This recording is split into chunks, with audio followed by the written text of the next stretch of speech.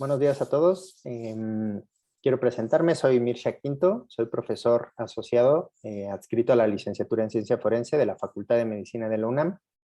Pues bueno, me es muy grato estar con ustedes esta mañana para compartir un poco de la investigación que realizamos en la licenciatura en torno a, bueno, este tema que pueden ver aquí, que es la gestión integral en panteones.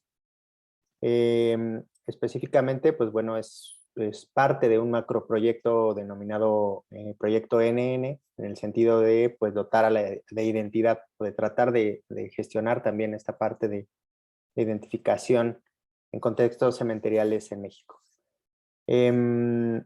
Agradezco la invitación de Edgar a impartir esta charla y ayudarnos también a divulgar un poco de lo que estamos haciendo en las universidades públicas respecto de la parte de pues búsqueda e identificación humana en general. Bueno, me voy a permitir presentarles esta breve charlita. Lo primero que pues quisiera comentarles, bueno, pues ya creo que supongo que en el contexto del diplomado han hablado mucho respecto de esta parte de pues la crisis o emergencia forense que vivimos en México, ¿no? Hay que decir que esta crisis que estamos viviendo, que escala cada día, ¿no? Podemos ver el registro de personas desaparecidas y va incrementando de manera enorme cada mes, ¿no? Cada semestre. Y bueno, tenemos pues que es el resultado de una mala política pública respecto de la materia de seguridad, ¿no?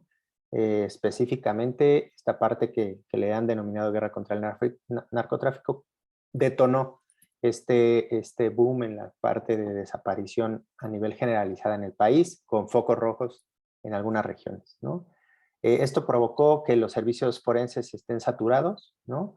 Y que al verse rebasados de su capacidad normal, digamos, de actuación, pues, bueno, se vean los escenarios en los cuales pues, los familiares son los principales actores que están teniendo, digamos, búsquedas en campo, dado que pues, el personal que está adscrito a las instituciones de procuración de justicia pues, es menor, además de que la infraestructura también pues, no es la óptima a nivel de recursos en general y no hay suficientes recursos para llevarlo a cabo, ¿no? Entonces, todas esas situaciones causan esta emergencia forense. No es un discurso, no es una idea, ¿no? Que también en algún momento se ha manejado una idea de los familiares o de los familiares de víctimas de desaparición. Esto ha sido caracterizado a nivel sociológico, antropológico, de manejo de seguridad ciudadana, de protección civil inclusive como un problema de salud pública, ¿vale? Entonces está ahí. Y bueno, la demanda activa siempre de acceso a verdad y justicia de parte de los familiares, de parte de la academia también y de la parte también bueno, de ONGs y de algunas otras instituciones también gubernamentales, ¿vale? En este sentido, pues nosotros hemos trabajado en este proyecto a través de estandarizar, tratar de estandarizar, ¿no? Esta práctica en diversos recintos, entre ellos los panteones y las fosas comunes de manera específica. Dentro de todos estos universos de búsqueda que hay en México, uno de ellos ha sido los panteones, ¿no? Y creo que tenemos también mucha historia respecto a este tipo de contextos en el país. Nosotros nos interesamos mucho en ellos porque para cuando nosotros presentamos el proyecto, que fue 2015, finales de 2015, era un tema poco trabajado y que considerábamos que entonces con el diagnóstico que hicimos era uno de los eslabones, digamos, más relegados en la parte de la cadena de identificación. Y para nosotros era un tema de interés porque pues, resultaba en una mala práctica en general en torno a estos recintos.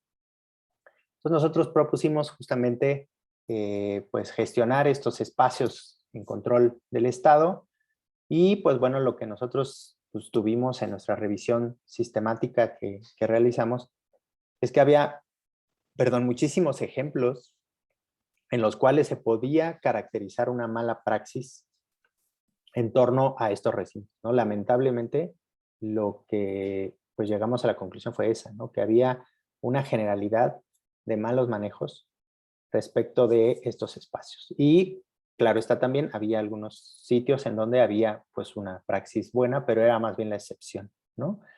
Y bueno, en algunos casos inclusive se tenían entierros irregulares, lo que caracterizaba que pues ya no eran fosas comunes, es decir, legales, sino se convertían en fosas clandestinas, ¿no? Es decir, propiedades del Estado convertidas por estos entierros irregulares en fosas clandestinas. Esto es todo un tema porque digamos que todos estos fenómenos que han pasado en México han permitido, digamos, caracterizar que esta parte de legalidad, ¿no? Ilegalidad, ¿no? Lo clandestino, fosa común, pues realmente en México es muy relativo, ¿sí? Y bueno, hay también trabajos previos que siempre han caracterizado ya esto y trabajos muy buenos desde el ámbito antropológico que nos ha permitido entender justamente esta parte de cómo la violencia y la ilegalidad se interseccionan, ¿no? Para poder, pues digamos, entender estos fenómenos de las fosas comunes. Y específicamente aquí les pongo este artículo de la doctora Carolina Robledo y colaboradores, que es muy interesante de la lectura. Yo creo que quizás ustedes muchos ya han podido leer este artículo, pero es importantísima la parte, digamos, de esta cuestión que ellos caracterizan como desaparición administrativa, ¿no?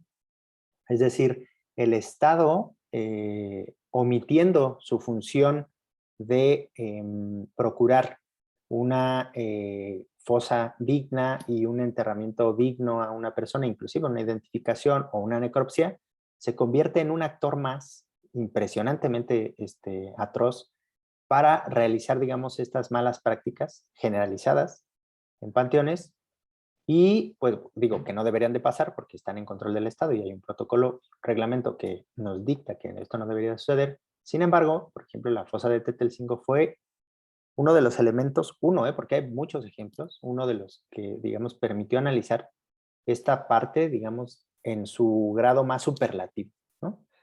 Dice, pongo esta cita de la doctora Carolina, el descubrimiento de estas fosas en Tetelcingo, ¿no? Nos permite reconocer la violencia que ejerce el Estado sobre los cadáveres humanos, ¿no? Para nosotros que vemos a los cadáveres también como personas en sí, o sea, que no le quitamos esa personalidad, ¿no? Como lo hace muchas veces también la parte jurídica, vemos esta parte pues directa contra las personas y sus familiares, porque al final también están afectados de manera directa.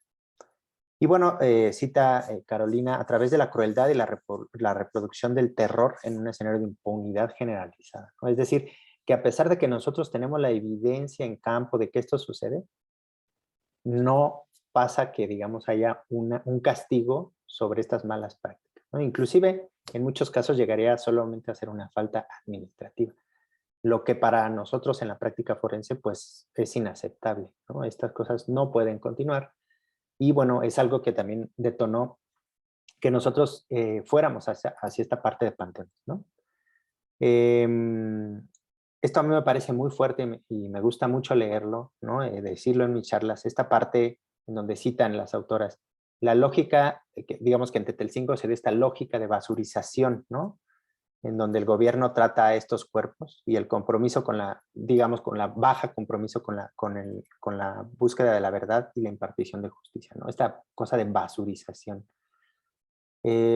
Para muchos servidores públicos esto fue exagerado. Claro está que no estuvieron ahí y no tuvieron que ver justamente y ser testigos de esta parte, por ejemplo, de entierros verticales, ¿no? Lo cual es totalmente ajeno a cualquier práctica humana desde hace millones de años, ¿no? Que nosotros existimos en este planeta hasta ahora. O sea, la dignidad del cadáver jamás se les da este tipo de entierros, ¿no? Es una generalidad en la práctica cultural hacia la muerte en todas las culturas y en Tetelcingo se ve este tipo de cuestiones, enterramientos en los cuales no había ni siquiera datos de los cadáveres, etcétera, de estas personas, etcétera, etcétera.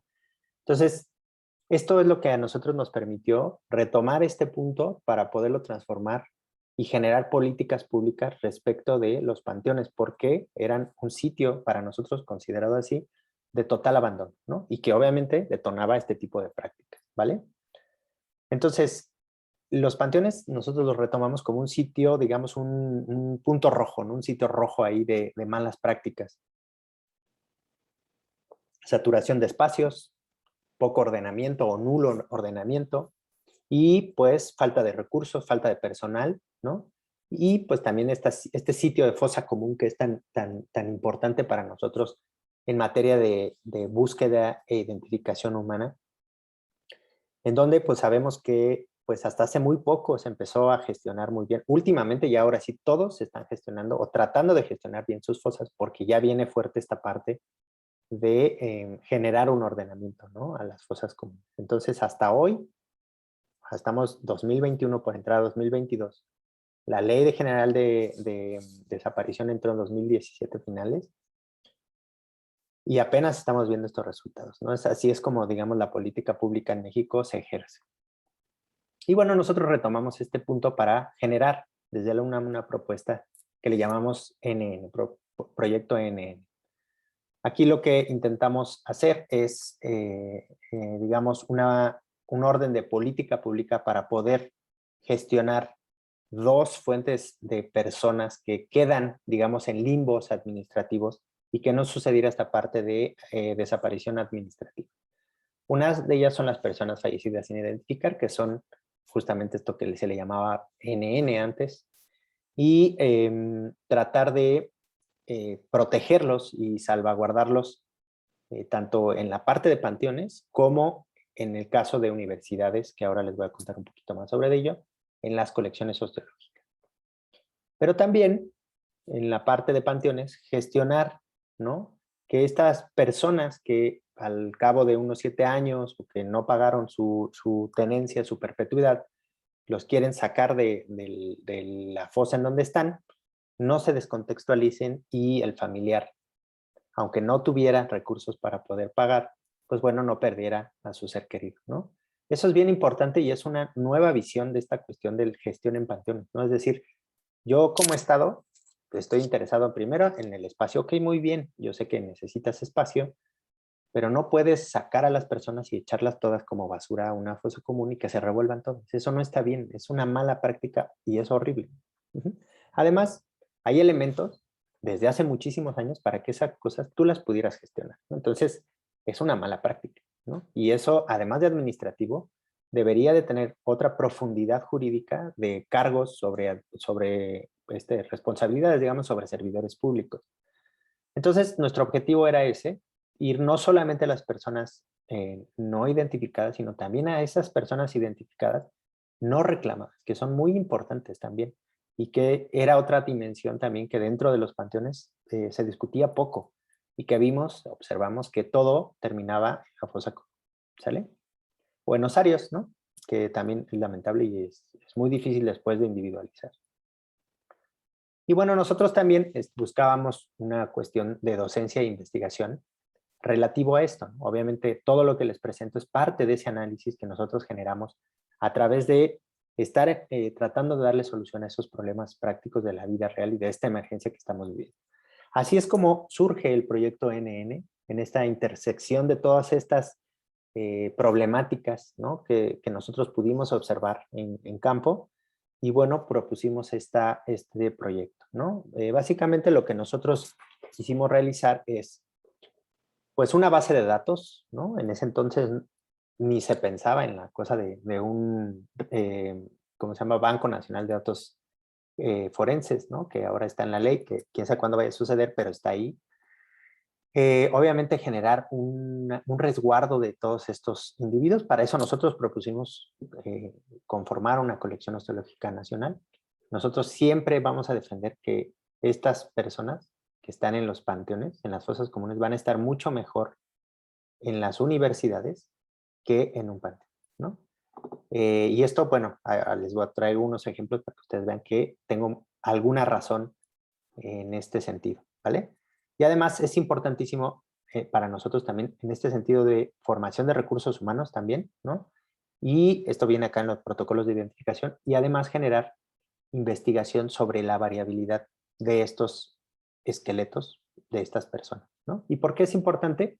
Bueno, en primera porque ya quedaron ahí y si bien no tenemos el consentimiento para hacerlo, nosotros procuramos bajo un principio implícito de no hacer más daño, es decir, que nuestra práctica profesional está asociada a un código de ética y obtenemos datos que pueden servir para identificarlos a ellos, primera instancia, ¿no? A estas personas y después generar o mejorar los métodos de identificación humana. Nosotros, no sé si saben, pero la mayoría de protocolos de identificación humana que se utilizan no son nacionales, ¿no?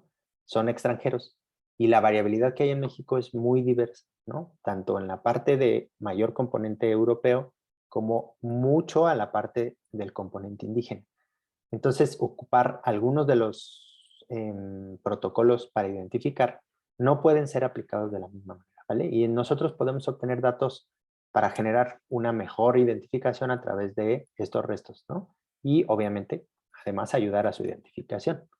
Entonces, esta perspectiva nosotros la denominamos protección de derechos post-mortem. Es decir, esta cualidad que tendría cualquier persona, ¿no? A ser identificado, ¿no? Proactivamente, es decir, no nada más, bueno, ya se falleció esta persona, híjole, pues nadie la reclamó, bueno, pues ya, ¿no? Así como tírala, ¿no? ¿Sí? En esta cosa de basurización bien importante ese concepto.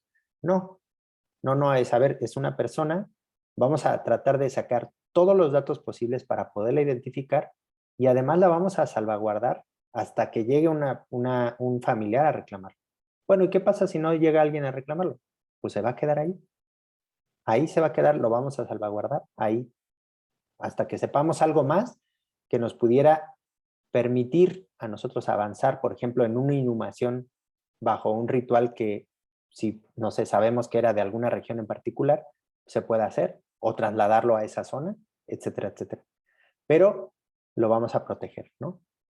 Caso diferente que es en los panteones lo que observábamos era que se descontextualizaban, ¿no? Y se revolvían todos los restos. Y luego, cuando se trata de identificar, pues es muy complejo porque se tienen que hacer muchas pruebas genéticas cuando si nosotros preservamos la unidad de esa persona, ¿no? En sus restos esqueletarios o cualquiera que sea, no tenemos que llegar a hacer tantas pruebas genéticas, ¿no? Es una cuestión de gestión, ¿no? Muy sencilla. Entonces, bueno, esta era nuestra propuesta y el proyecto de NN, digamos, era la superposición de estas propuestas, ¿vale? De solución, de acciones de mitigación, le llamábamos nosotros, respecto de esta situación de emergencia que estábamos viviendo, ¿sale? Y bueno, ya lo dije, pero además nosotros pues también tenemos el interés de formar nuevos cuadros, ¿cierto? Como les conté, pues yo estoy adscrito a Ciencia Forense de la Facultad de Medicina y pues tenemos muchas chicas, porque la mayoría son mujeres, 2/3 de nuestro personal son mujeres, y pues bueno, necesitamos formarlos, necesitamos que sepan también osteología, que sepan reconocer estructuras biológicas y que aprendan además a identificar personas. Entonces, a través también de este proyecto, pretendíamos también generar trabajo en campo y poder nosotros enseñarles a calcular este tipo de indicadores que son tan importantes en la construcción de un perfil biológico. Bueno, acá lo que les voy a presentar son 3 perspectivas. Quiero presentarles los resultados, porque ya son resultados, un proyecto que ya acabó. Y quiero presentarles un diagnóstico que hicimos de fosas comunes en el país, con miras a la intervención en el diagnóstico, perdón, en el Plan Nacional de Exhumaciones. Luego les voy a presentar brevemente una cuestión que hicimos, digamos, que fue como la joya del proyecto, que fue generar un protocolo de gestión integral de panteones, ¿no? Es decir, cómo un equipo forense debería de intervenir en un panteón. Y bueno, que de esto ya hay mucho, ¿eh? No quiero decir que es, digamos, es nuestra estrella, digamos, porque pues, es el trabajo que hicimos durante todos estos años, pero no quiere decir que no haya otras propuestas. De hecho, están integradas dentro de este protocolo. Y finalmente hablar un poquito acerca de la colección osteológica nacional y la perspectiva que tiene, ¿vale? Entonces, bueno, como primer punto les digo, este objetivo de diagnosticar de manera preliminar las fosas comunes para la construcción de políticas públicas basadas en evidencia en materia de intervención en esta cosa que se llamaba Plan Nacional de Exhumación, ¿no? La Ley General en materia de desaparición forzada establece, ¿no?, que se tienen que generar estrategias locales de exhumación que, pues bueno, se determinen de acuerdo a contextos y patrones específicos. Además, ¿no? Se debería de establecer criterios logísticos de priorización de las actuaciones de exhumaciones para identificación forense. Es decir, la ley ya nos está delimitando que no es nada más ir a sacar como locos desesperados a personas de las fosas comunes. Eso es un error y ahí está tipificado y puede ser mala praxis, ¿no? Entonces, esta cosa de agarrar y sacar todo, no es la perspectiva que se tiene desde un inicio, sino hacer una planificación y generar una cosa subsecuente, ¿no? Además, que estamos en una emergencia forense, por lo tanto los recursos están rebasados y digamos que este es el último eslabón que van a querer hacer, ¿no? Abrir fosas comunes. Entonces, bueno, para esto nosotros lo que hicimos fue retomar la cantidad de panteones que había en México, que tenemos 4.120, 120, perdón. Muchos de ellos, o la mayoría, obviamente son públicos, y pues apenas algunos, muy poquititos, privados, ¿vale? Además retomamos datos que tomó el INEGI de manera general esto fue para caso COVID, pero nos ayudaron a darnos un panorama de evaluación de las fosas comunes, ¿no? Se tomaron en 74 zonas metropolitanas del país, se estableció estos datos en 249 panteones, y esto nos da el primer dato crudo de la realidad de este problema severo que tenemos en México. En total tenemos 16.873 fosas comunes en México. Si ustedes imaginan en una hipótesis loca de que hubiera una persona por cada fosa común, tendríamos que exhumar a 16.873 personas. Es una cuestión de grandes dimensiones. Obviamente esto no es así, o sea, ni siquiera hay dos, ¿no? Hay muchísimos cuerpos en fosas comunes. Es más, muchos no tienen ni registro. Entonces hay un problema muy, muy grave respecto de la parte de fosas comunes. De estas 16.000, 6.000 están activas, que no es menor, es decir, siguen recibiendo cuerpos mes con mes, ¿no? Ahora se agravó, además, con la cuestión de la crisis COVID. Y 10.000 no están activas. Muchas de estas que no están activas, desgraciadamente, han perdido registros. Y pues si nos vamos más para atrás en el tiempo, pues no se tiene información de nada. Muchas de ellas, pues sí, ya afortunadamente muchas ya han cambiado y han inhumado de manera individual, pero la mayoría no sigue ese patrón de inhumación unitario, ¿no? La mayoría era todo, y más si te vas mucho al pasado, pues era todo, digamos, sin un contexto y todo revuelto. Superposición de cuerpos, etc. Un desastre, ¿vale?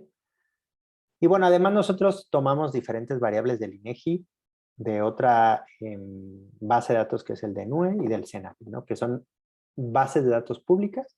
Entonces, estos pueden bajar y tienen diferentes datos, ¿no? El CENAPI, por ejemplo, es del reporte de desaparición y del DENUE es toda esta, digamos, datos poblacionales de muchos aspectos, ¿no? Entre ellos los panteones, ¿no? De ahí tomamos algunas cosas de panteones. Y de INEGI, pues índices de violencia, inseguridad, etcétera, etcétera, para crear un modelo analítico. Ahora les voy a detallar un poquito más de eso. Con esto, acá están las variables que hicimos. Hicimos dos cosas, ¿no? Una aproximación que, digamos, le vamos a decir bivariada, donde hicimos una regresión lineal para ver cómo se correlacionaban estas variables entre sí, y una aproximación multivariada, donde vimos pues qué tanto estaban relacionadas estas variables entre ellas, que se llama multicolinearidad. Hicimos un análisis de componentes principales, que intenta ver cómo están, no está mal mi nombre de principales, cómo están relacionados los casos que yo estoy estudiando, ¿no? Para ver, digamos, si forman grupos, si están dispersos, etcétera, etcétera. Y además aplicamos también el clúster, que es justamente verlo como en un arbolito, cómo se agrupa, ¿no? Si yo soy más parecido a otro o soy muy diferente, me voy a alejar de él, y eso nos permite ver entre estados, por ejemplo, cuáles serían los estados a los cuales necesitaríamos entrar más rápido respecto de otros, ¿no? Etcétera, etcétera. Y además, bueno, caracterizamos la distribución geográfica de las fosas comunes en México, ¿no? Básicamente, que era algo muy simple, con un mapita, saber en dónde hay más y en dónde hay menos, ¿no? Que esos son, bueno, siempre se hacen, ¿no? Es como un estándar. Y bueno, estas son las variables que utilizamos: frecuencia de panteones públicos en el estado, densidad poblacional por estado, etcétera, etcétera. Todas estas las metemos en un análisis Y lo que nos resultó, bueno, de correlaciones, lo que vimos es que, pues sí, entre más municipios, como Oaxaca, pues, tienen mayor número, pues obviamente de panteones y por ende de fosas comunes. Esto era lógico porque, pues, digamos, es así, hay una condicionante. Acá esta tablita pues resume un poco la cantidad de panteones, los municipios, las fosas en operación y las cerradas, ¿no? Y bueno, esta correlación ya había sido descrita y es muy obvia, ¿no? Sin embargo, cuando nosotros estandarizamos la frecuencia de panteones por la densidad poblacional, ya el escenario es diferente, ¿no? Uno esperaría, digamos, que entre mayor densidad poblacional hubiera mayor cantidad también de panteones, y no es así, ¿no? Observemos, por ejemplo, el Estado de México, pues que, bueno, ese quizás puede ser un ejemplo. Bueno, Ciudad de México, ¿no? Fíjense, Ciudad de México tiene una gran densidad poblacional, ¿sí? Pero una baja cantidad de panteones. Vean a Oaxaca, que siempre Oaxaca siempre va a ser un caso raro porque tiene muchos municipios y tiene muchos panteones. Pero, por ejemplo, el Estado de México, pues ni siquiera con su gran densidad poblacional mayor a la de Ciudad de México, tampoco es que tenga una gran cantidad de panteones, ¿no? Como debería de ser. Ahora, hay casos como Baja California Sur, donde tiene, no, perdón, está Baja California Norte, ¿no? En donde hay pocos panteones y, bueno, poca densidad, mediana densidad poblacional y pocos panteones, ¿no? Eso resulta ciertamente un tanto lógico. Pero vamos, por ejemplo, a estados como, no sé, Veracruz, ¿no? Por ejemplo, en donde hay una baja densidad poblacional y una gran cantidad también de panteones. Puebla es lo mismo. Entonces, digamos que esta regla de mayor cantidad de panteones, ¿no? Respecto de la densidad poblacional, pues tampoco está muy homogénea en México, ¿no? Y las políticas públicas deberían de cambiar para poder justo homogenizar este tipo de cuestiones, ¿vale? Bueno, acá era lo que estaba diciendo, ¿no? Alta densidad poblacional con baja cantidad de panteones, ¿no? Por ejemplo, Ciudad de México, Jalisco y Nuevo León, ¿no? Que esos son los, digamos, los casos más raros que se puede uno encontrar.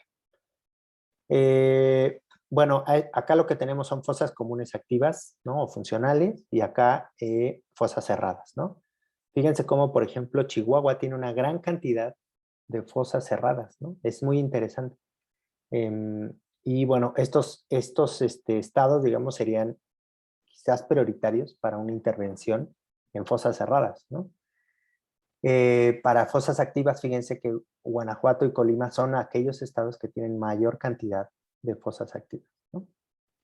Estas cosas que van saliendo son las que nosotros vamos retomando para construir recomendaciones de políticas públicas, ¿no?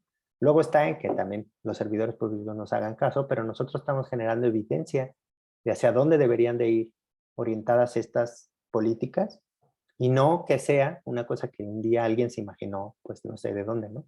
Sino que tengan una validación con datos crudos específicos de la población en México. Entonces, además hicimos ¿cómo se llama?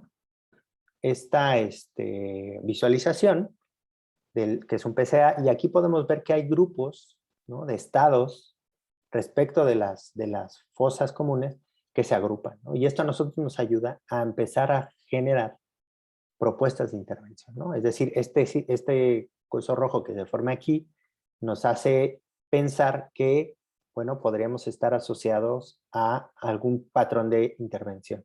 Esto de acá, que está en amarillo, este de aquí verde, forman diferentes patrones que nos permiten a nosotros dar políticas de intervención de manera nacional, ¿sale? Pero no nos quedamos aquí y aplicamos la parte de clúster, es decir, a ver cómo se agrupaban entre ellos los estados respecto de esta información que les dimos, ¿no? Y fíjense cómo hay ciertos, inclusive, bueno, acá se propone que son 4, ¿no? O sea, por ejemplo, Guerrero queda por un lado solito, Tamaulipas, Yucatán, Chihuahua y Durango por otro, y acá se forma un grupo muy grande, ¿no? De manera muy homogénea, pero dentro de ellos todavía hay más grupos, si pueden ver. Y nosotros los dividimos. Esto para darle a las autoridades mayor cantidad de opciones de intervención dentro del Plan Nacional de Exhumación, ¿vale? Y bueno, nosotros nos quedamos con esto y le planteamos diferentes autoridades, pues bueno, que esto es motivo, ¿no?, de ordenamiento en la intervención, con miras a este Plan Nacional de Exhumación. Luego también hicimos estos mapitas que son por densidad. Fíjense cómo el Estado de México, Oaxaca, ¿no?, presenta, digamos, la mayor cantidad de panteones. Las zonas sur-centro, centro-sur, como ustedes le quieran poner, es donde mayoritariamente se concentran los panteones en México, ¿no? Oaxaca, obviamente, siempre va a salir porque tiene muchos municipios, al igual que Puebla, ¿no? Pero bueno, es interesante ver esta parte, digamos, de cómo hacia el norte, ¿no?, bueno, la densidad también baja, pero hay menor cantidad de panteones. Si vemos la distribución de las fosas comunes activas, fíjense cómo Colima, el Estado de México y Durango son los estados que más tienen fosas comunes activas. Y si vemos la parte de distribución de acá, estas son las fosas, estas deben ser total de fosas activas. No, este está mal, perdónenme, pero yo lo puse mal. Este es de las fosas cerradas, ¿no? Acá está. Total de fosas cerradas. Aquí yo me equivoqué y copié el mismo encabezado, perdonen.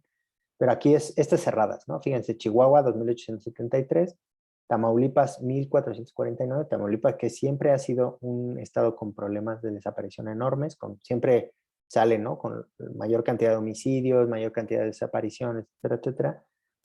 El Estado de México, que también por su densidad poblacional siempre sale.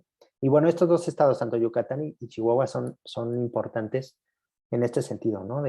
Por ejemplo, Yucatán tiene una gran cantidad de fosas cerradas y bueno, pues es importante explorar, digamos, qué tipo de fenómeno puede ocurrir para que se dé esta caracterización, ¿vale? Entonces, bueno, esto nos ayuda mucho a tener también un marco de datos para poder realizar intervenciones ajustadas a algo de datos, ¿no?, evidencia, y no, les digo, a criterios que pues un servidor público se puede inventar, ¿no?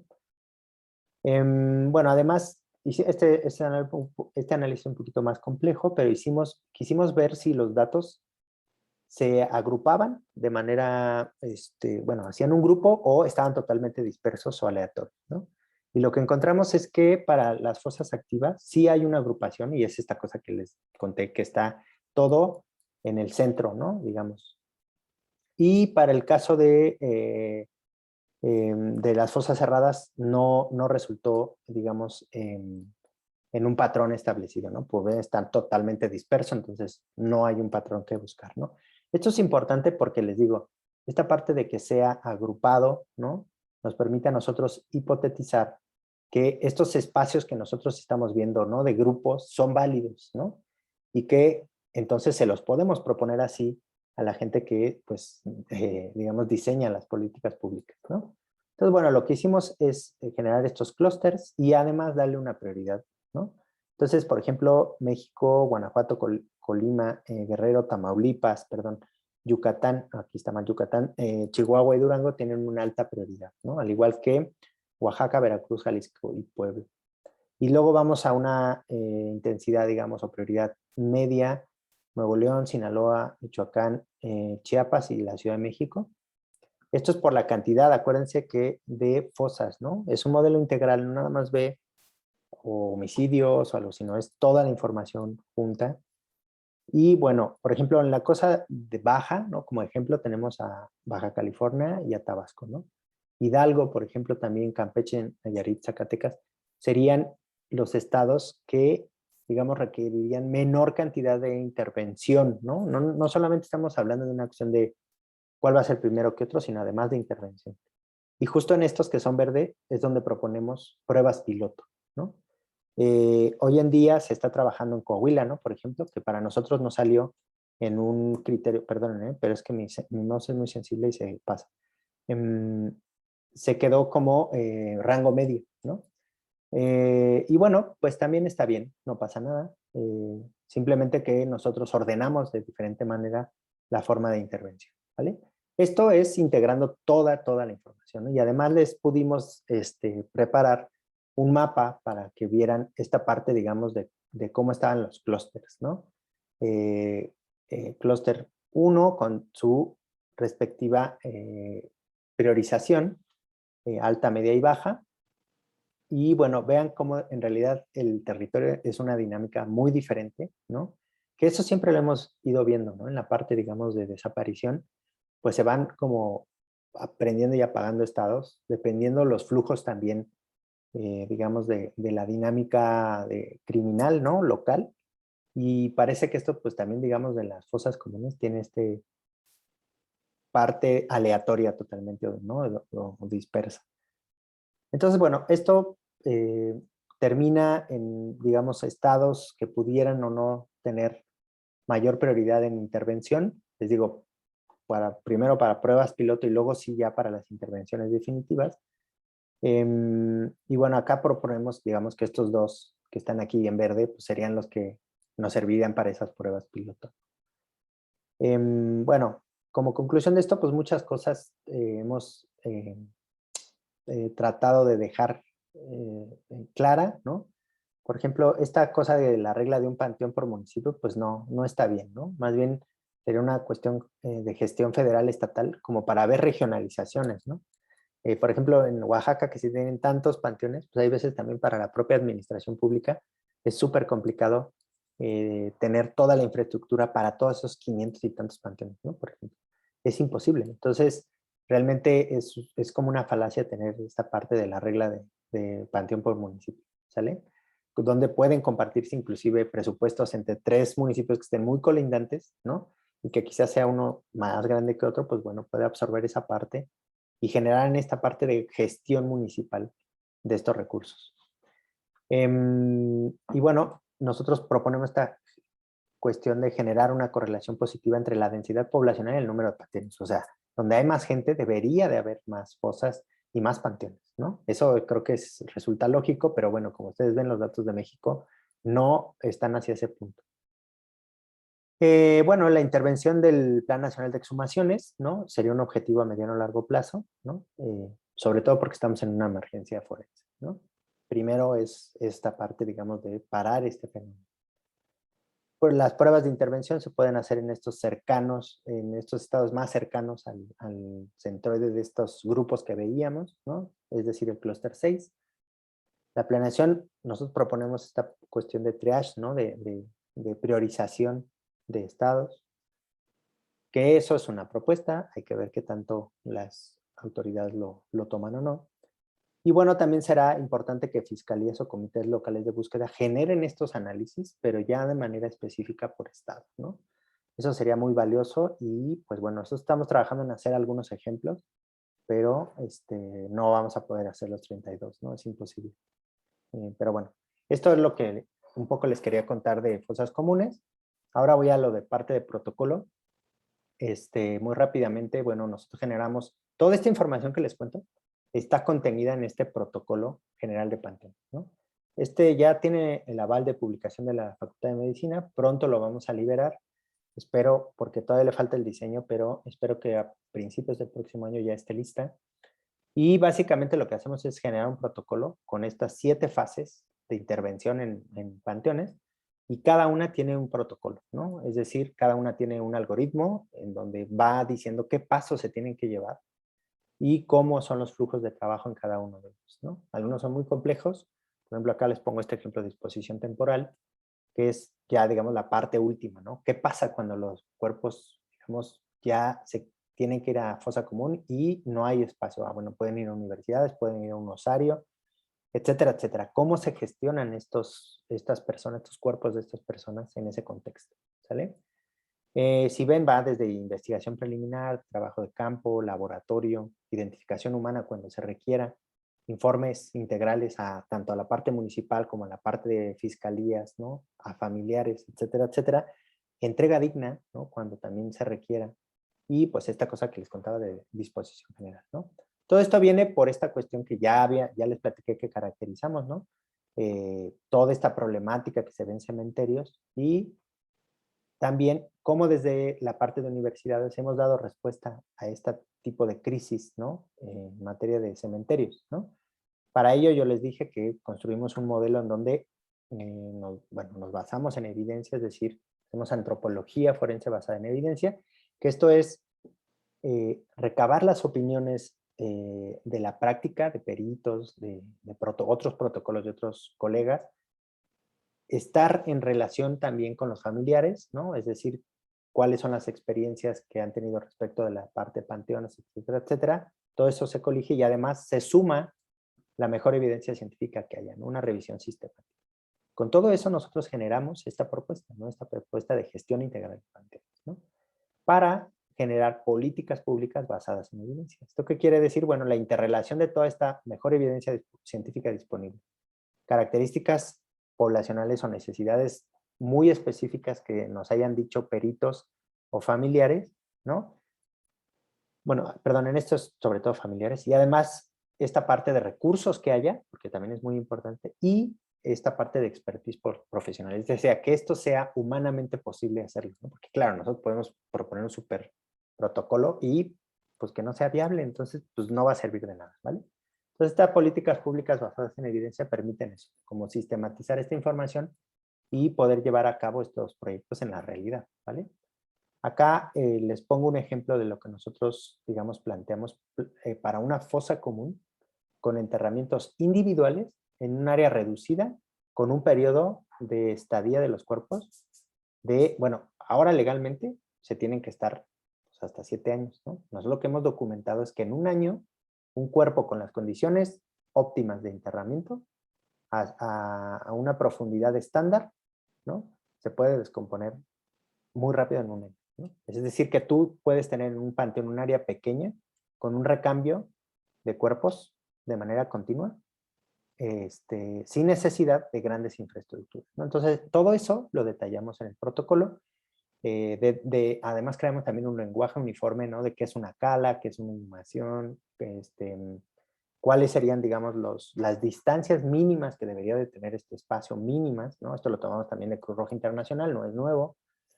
Y delimitamos toda esta parte, digamos, de cómo se tendría que ordenar determinado espacio. Ponemos un ejemplo para el Panteón de Pachuca, que en algún momento íbamos a intervenir. Hicimos toda la planeación para gestionar su fosa común y un sistema también de geoposicionamiento de cuerpos, ¿no? Un registro arqueológico. Eso lo hacen todos los arqueólogos. Bueno, nosotros les dijimos que esto lo tienen que hacer y que lo aprenda a hacer el panteonero. Es muy fácil, ¿no? Vamos a tecnificar a la gente de los panteones para que puedan tomar estos datos. Es sumamente sencillo. Y bueno, con todo esto construimos esta parte de propuesta de gestión de fosas comunes, ¿no?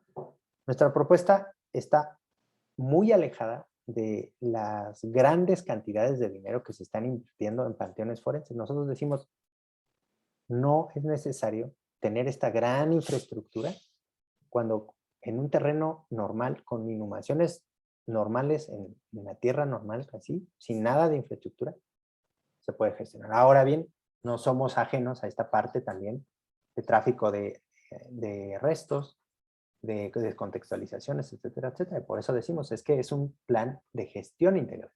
Necesitamos profesionalizar a la gente de ahí, que los sueldos en cementerios no sean raquíticos, etcétera, etcétera. O sea, es una cuestión que no solo tiene que ver con una cuestión nada más de ir y depositar un cuerpo de una persona.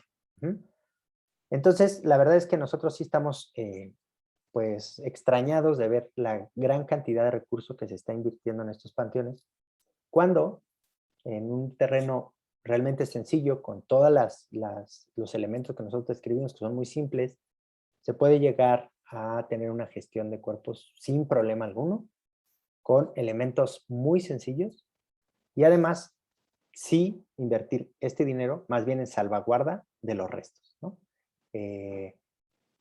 Porque si no, bueno, lo que vamos a tener aquí son grandes ciudades de cuerpos que pues no van a tener un orden después respecto de esta gestión, ¿no? Para eso nosotros proponemos esta parte de disposición temporal, en donde nosotros, digamos, estamos por aquí, en esta parte de colecciones. O sea, hay dos opciones, o hay nichos en los panteones para poner los restos separados, ¿no? Nichos más pequeños, o también nosotros podemos ayudar, parte, digamos, de colecciones arqueológicas. Las universidades podemos ser repositorios de estos restos hasta que un familiar pueda reclamarlo. Y esto ha sucedido en muchas partes del mundo, específicamente en México también. Hay colecciones de panteones que están resguardadas en el INAH o en la Universidad, por ejemplo, de Yucatán. Y digamos que esto nos ayudaría a nosotros a trabajar con este aspecto de también generar estándares de identificación que son tan importantes en la práctica forense. También tenemos dentro de ese protocolo un algoritmo para trabajar con osarios, que esos son muy complicados a nivel técnico. Y bueno, pues es parte, digamos, de la propuesta que tenemos. Me falta uno que también es la parte de entrega digna, cómo se tiene que llevar, cuáles son los, digamos, los actores que deberían de estar presentes, etcétera, etcétera, ¿no? Lo que hicimos nosotros, digamos, fue estandarizar esta práctica forense de manera generalizada, ¿sale?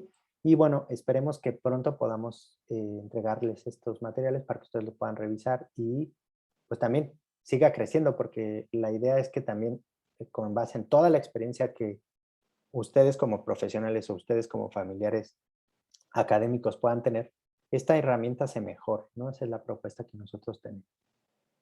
Bueno, finalmente yo ya me extendí un poquito más de lo que me habían pedido y les pido una disculpa, pero quiero hablarles nada más de la colección osteológica nacional, sobre todo en esta cuestión de que justo relacionado con la parte de gestión de estos restos, ¿no? Al cabo del tiempo.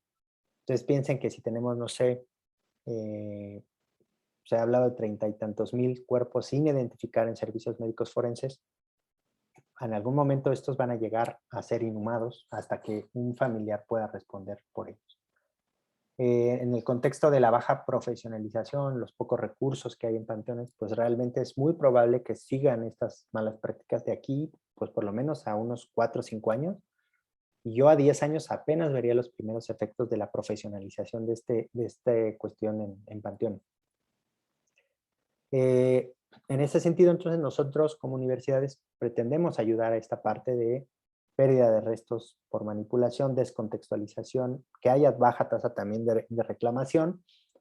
Y dentro de las universidades también tenemos restos, entonces, pues todos estos restos que han tenido tratamiento químico y que pues han tenido pocos recursos para su gestión, pues nosotros los salvaguardamos, ¿sale?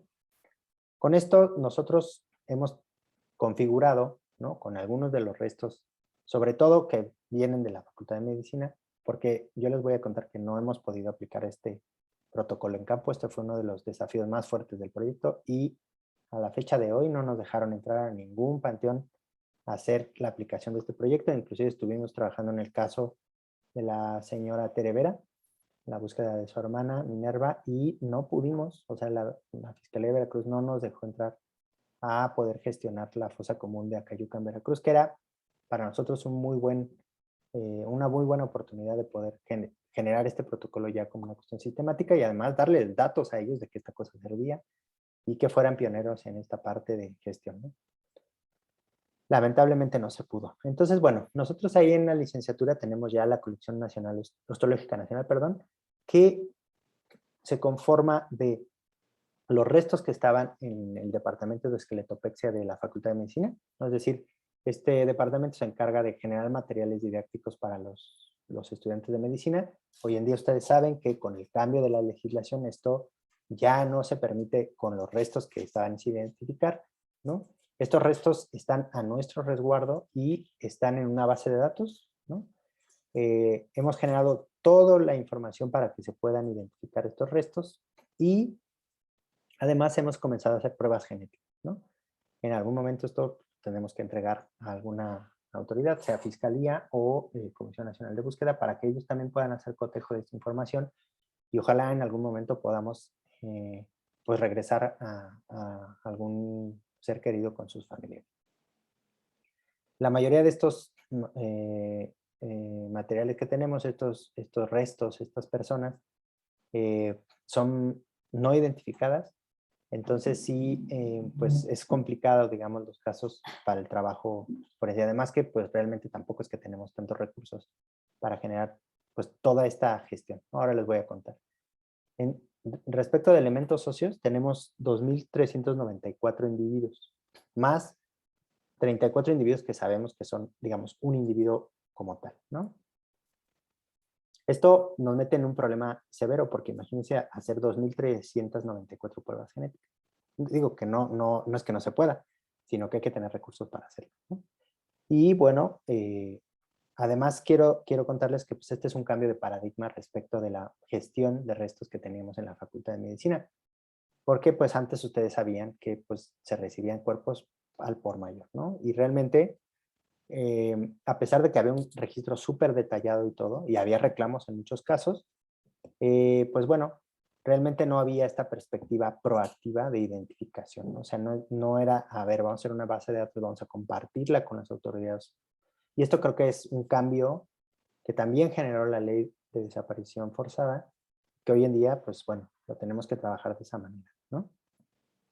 Hay muchos ejemplos en diversas partes del mundo que nos permiten nosotros contextualizar por qué son importantes estas colecciones.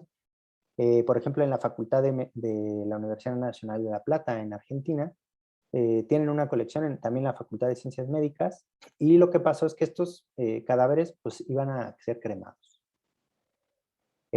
O iban a terminar también algunos en un osario. Entonces, lo interesante acá fue cómo, a través de la conformación de esta colección, pues estos restos ya no fueron cremados, ¿no? Entonces salvaguardó esta posibilidad de identificación y están ahí hasta que llegue un familiar. Si nunca llega un familiar, no se van a perder y van a estar ahí tantos años como sea posible, ¿no? Lo cual es una ofrenda, digamos, a esta parte de defensión de los derechos post-mortem, ¿no? Los derechos de identificación y que no se cremen los cuerpos, ¿vale? Esto es en Argentina, ¿eh? Luego está esta otra que es de Colombia, ¿no? En donde también, ¿no? Estos cuerpos venían de cementerios, ¿no? Y también iban a ser depositados en osarios o cremados. Maravilla que el instituto lo recaba y lo salvaguarda para su protección, ¿no? Esto es una idea también de cómo la ciencia forense también es proactiva en la cuestión de no permitir que pues, se destruyeran, ¿no? Por ejemplo, los materiales o que se revolvieran, ¿no? Como en el caso de un osario. Entonces, bueno, acá les pongo dos ejemplos de países latinoamericanos también para que estén en el contexto latinoamericano de cómo la protección de los restos es sumamente importante. Y bueno, yo además, pues como académico, siempre voy a defender que los restos de personas siempre van a estar mejores en las colecciones zoológicas o en los museos. Y prueba de ello, pues también es la gran bodega de restos de personas que tenemos en los museos prehispánicos. Ahí están y a través de los años son evidencia de nuestra parte cultural, de nuestra evolución como sociedad. Y están ahí para las nuevas generaciones y nunca se van a perder. Si en 20 años hay una nueva técnica que permite identificar a estas personas, pues no vamos a tener el problema de que ya lo cremaron, ¿verdad? Sino vamos a tener los restos justo para que se puedan realizar las pruebas, ¿vale? En el mundo, fíjense, hay una gran cantidad de colecciones. Fíjense, aquí les pongo esta base de datos que tiene esta Sociedad de Antropología Forense de Europa. Hay 33 colecciones de interés forense, específicamente de cuestión forense, con 20,000 personas. Fíjense la cosa maravillosa que es esto. O sea, protegen a 20,000 personas. Y aquí vamos a hablar de la baja tasa de reclamación. O sea, digamos, están ahí, pero pues, digamos, no se ha hecho, no se ha profundizado en la parte de, pues, de que se pueda reclamar. Y están ahí. No se van a ir a ningún lado. No se van a perder en una fosa común. No se van a descontextualizar en un osario. No lo va a vender nadie como cosas de santería y ese tipo de cosas. 52 colecciones de personas no identificadas con aproximadamente 49,000 individuos. 55 colecciones sin temporalidad, o sea, descontextualizados, históricos o arqueológicos, ¿sí? Con 160,000 individuos. O sea, esto sí es histórico, ¿no? O sea, ya del pasado. Sobre todo arqueológico, pero sin contextualización, ¿vale? Entonces, vean la cantidad, digamos, de individuos que están protegidos en colecciones en museos y en estas colecciones, digamos, en universidades. Entonces, realmente es una prueba irrefutable de que, pues, desde la ciencia se puede hacer una cuestión de protección a los restos, ¿no? Con todo lo que esto implica. En el caso de México, ya para ir cerrando, la colección, tenemos varias colecciones, ¿no? Una es la colección San Nicolás Tolentino, que viene del Panteón Civil de Dolores, con 102 esqueletos o 102 individuos, personas. Colección UNAM, 230 esqueletos. O sea, de estos que les conté, otro laboratorio que también está en la Facultad de Medicina, que son colaboradores de nosotros, tienen estos individuos resguardados. No les va a pasar nada, están ahí, no van a ser descontextualizados, no van a ser basurizados, ¿no? Están muy bien embalados, están en una caja individual, están resguardados en las mejores condiciones y hay personal que hace curación de estos individuos. ¿Qué quiere decir? Los protege, los limpia, etcétera. Y también se estudian para sacar datos, justamente para poder identificarlos y para generar estándares de identificación. Y bueno, 158 esqueletos en la colección de la Universidad Autónoma de Yucatán. Y bueno, pues nuestra colección o serie, que son apenas 34 individuos y que los vamos a proteger hasta que puedan, puedan ser identificados, ¿vale? Esto quiere decir que las universidades mexicanas pues tenemos esta cuestión proactiva de participar en la salvaguarda de estos restos y que pues también generamos bases de datos para que se puedan testar, ¿no? En el caso de que se tenga una hipótesis de búsqueda con nosotros, lo vamos a regresar con toda la parte, digamos, jurídica necesaria y bueno, para que ustedes sepan cómo esta parte de universidad también está tratando de salvaguardar esta problemática. ¿Cómo entonces debemos de hacer la gestión de restos en universidades? Bueno, pues nosotros decimos que protegiendo los derechos post-mortem, ¿no? Con esto que nosotros les les he platicado y con esta nueva perspectiva en la cual, pues ya no es como esta cosa de son míos, me los quedo, o sea, no. O sea, son personas que están a nuestro resguardo y en algún momento van a ser identificados y van a regresar con su familia. Para esto, justamente cuando salió la ley de desaparición, se generó el programa de donación de cuerpos. Porque no podemos negar que los médicos necesitan cuerpos para poder practicar disección. ¿Cuál es la nueva filosofía? Pues yo voy a donar mi cuerpo para ello. Por ejemplo, si yo quiero donar mi cuerpo, ya fallezco y dono mi cuerpo, bueno, hay un consentimiento que yo di para hacerlo. ¿Cuál es la diferencia? Es que antes pues no se pedía ese consentimiento y llegaban cuerpos de personas no identificadas o no reclamadas. Esta visión se había pensado como que no iba a tener repercusión y sí. Aquí les presento el programa. El responsable sanitario de la Facultad de Medicina es el doctor Diego Pineda, que aquí pongo su foto para que todos lo conozcan, porque es el pionero de este tipo de cosas a nivel nacional, y lo cual es muy importante para la práctica, de la medicina en México, porque digamos, no hay cuerpos. Entonces, con estos cuerpos, que ya tienen un consentimiento de la persona ante mortem, o sea, yo en vida voy y dono mi cuerpo, ya podemos trabajar. Y esto es la nueva visión que se tiene respecto de esta parte de gestión de restos, ¿sí? De personas, ya con un consentimiento. Y esto además, en otras partes del mundo, también es así, ¿no? Estas granjas de cadáveres que ustedes han visto que son súper feas, bueno, vienen cuerpos de este tipo. O sea, la persona dijo, yo quiero que me ocupe mi cuerpo para la ciencia, que lo pongan en un terreno y sí, no hay problema, háganle lo que quieran. Pero la persona ya consintió ante mortem que se dona el cuerpo. Ahora también los familiares tienen la última palabra.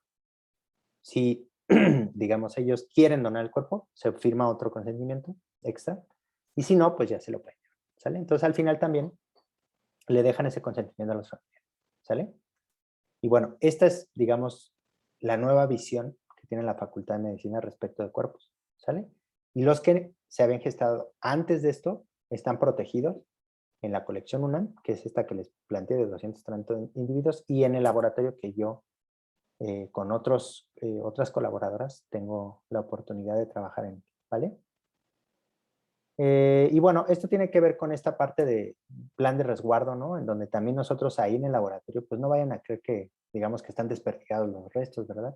Tenemos un sistema de limpieza, de inoculación, de secado, de almacenaje, de rotulación de cada uno de los vasitos que tenemos.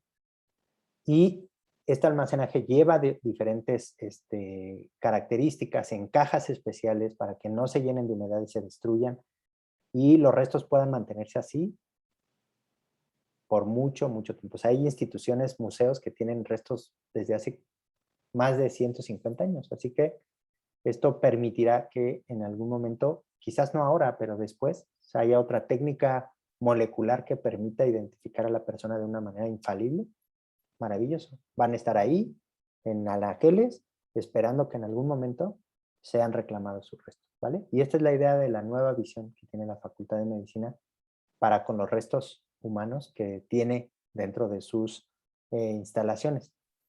Y bueno, esto era todo lo que le tenía que platicar. Yo realmente me pasé mucho del tiempo. Espero que les resulte interesante y que además, bueno, genere un poco de debate. Yo voy a estar pendiente para poder estar con ustedes para una sesión de preguntas. Les agradezco mucho su atención y su paciencia. Cualquier duda que puedan tener, no lo puse aquí, pero voy a poner aquí, perdonen, rápidamente mi correo.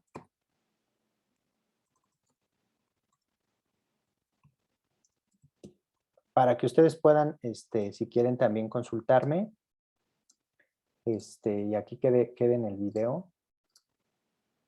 Déjenme presento y así ustedes pueden ver. Es mirsha@cienciaforense.facmed.unam.mx. Ahí pueden escribirme y puedo resolver también cualquier duda. En materia, obviamente de panteones somos expertos, pero también en alguna otra cosa que puedan ustedes tener duda, estamos para servirles y para poder ayudar en cualquier situación que se dé.